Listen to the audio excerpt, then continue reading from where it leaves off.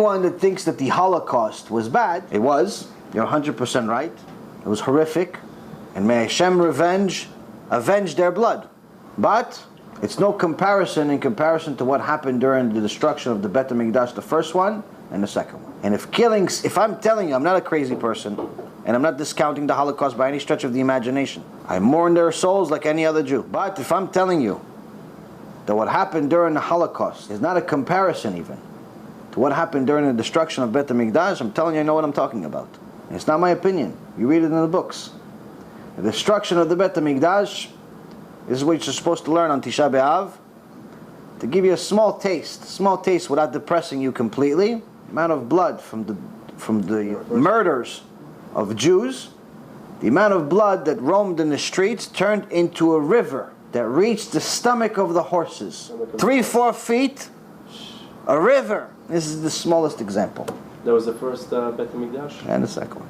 And the second. River. And it was a long river too. So when Hashem delivered the punishment for the sins we made, He wasn't joking around.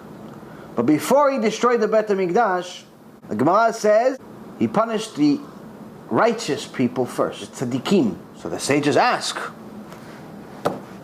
why did you punish the tzaddikim? So the Gemara responds, because they did not rebuke the nation.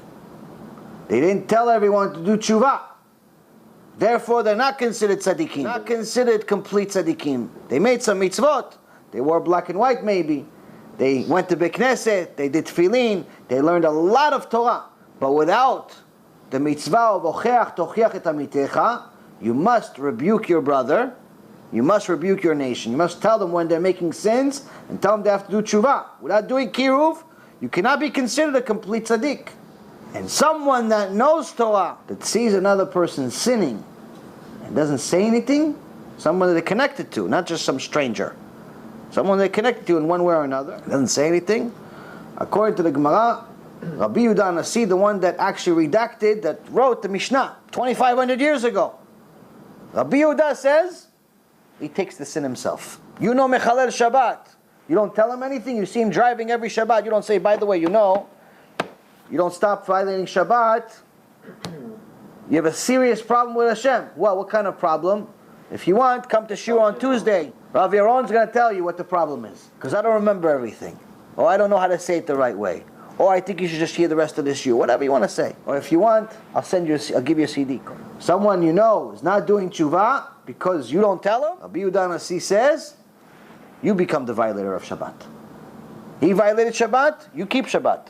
You arrive to Shemaim, you arrive to Hashem, you arrive to heaven. Say, Hashem, I keep Shabbat 70 years.